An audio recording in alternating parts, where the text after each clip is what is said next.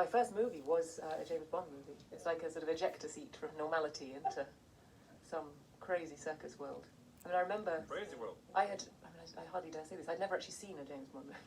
I saw other girls and I thought, oh dear, I've dressed completely wrong for this. All these girls were so sleek and dressed in what seemed to me like leather. I'm sure it wasn't leather. And then when I was called to do a screen test for that film, they said, also, we're going to bring you a lovely dress. And this is where I thought, oh, I have some lovely dresses. So I went home to my mother, who was an opera singer, and I said, I need something really fabulous, like a ball dress. It had large roses all the way down the front, large sort of beautiful silk roses, huge skirt, big train.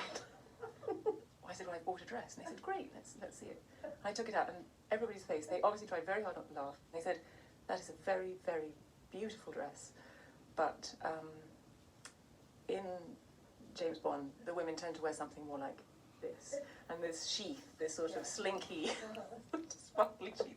Suddenly you've got you're given an awareness, you're given a look that is sort of far more sophisticated than you feel. Eye makeup, eyelashes, mascara, Armani, fur, high heels. I mean, just everything that I had no experience of. And you're having to sort of come to terms with yourself as a woman, I suppose, and also as an object as well. You're looking at yourself from the outside for the first time, which I think for any girl is a horrible and also rather fascinating.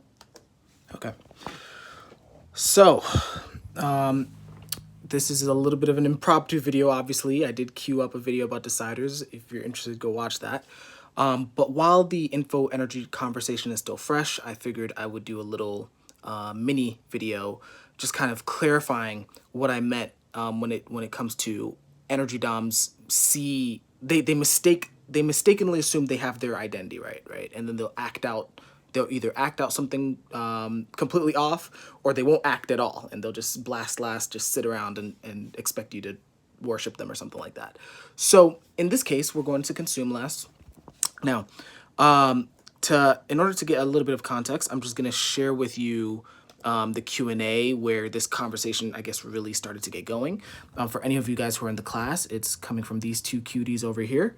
So Ikram and Uzair and the Info Energy Dom Breakthrough discussion, where they talk about how info doms have essentially identity crisis. They're like mini deciders, right? Where they don't fully know who they are, and because of that, they don't know how to act. Because if you don't know who you are in the world, you don't know what role you play in the world, how could you possibly choose what to do, right? It's confusing. Whereas the energy doms, and this is something more that I claim, is the energy doms are so confident in their identity that either they act out something that's completely off in the case of consume last, or they just don't act, right? So for the consume last, I don't think I fully expressed myself in the video I had called Action Requires Identity. But basically, taking Rosamund Pike as a good example, she's actually consume last as well. She talked about it really well. She's like, okay, well, when someone told me I'm playing this role, and when someone told me that I'm going to be this really femme fatale figure in James Bond, first of all, she never watched James Bond, right? So she has no awareness. She didn't do the consume to get the correct information about how this looks from an outside point of view, right? She just assumed she knew, right? And so, because of the double activated blast, right, where it's like you're just jumping into action immediately, and because of that consume last that has not done that research and has not gathered that information about what the identity actually looks like, when she was given an assignment of getting a pretty dress, she went, like you said, she went to her mother.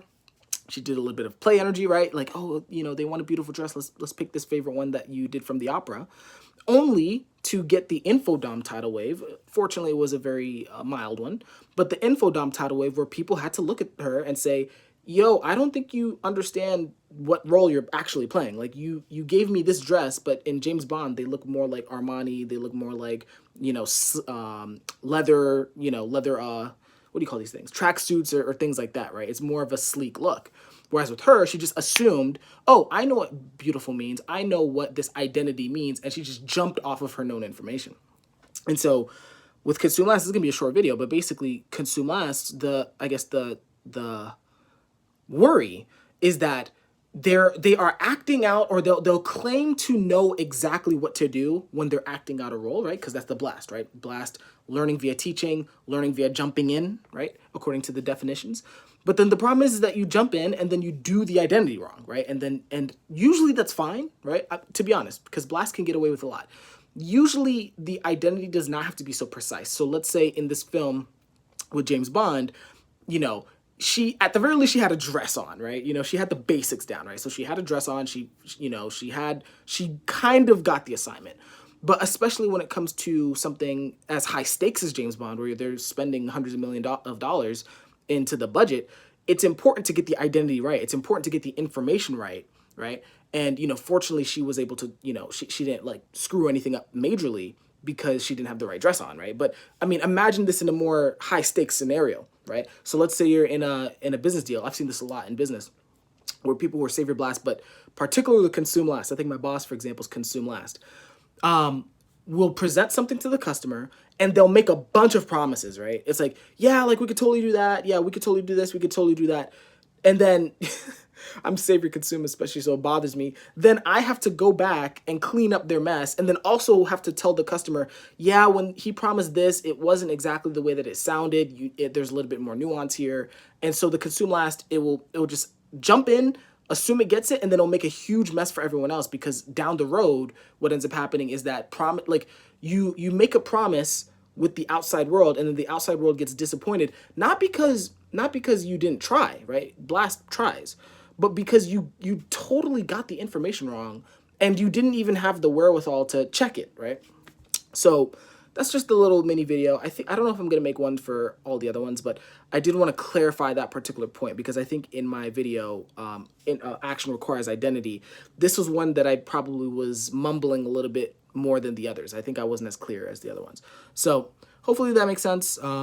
You know, I did queue up another video about deciders. Feel free to watch that as well if you'd like. But I just wanted to make sure that I got this out while I had the insight in hand. So that's it. Hope you guys have a great day, and I will see you guys in a little bit. Take care.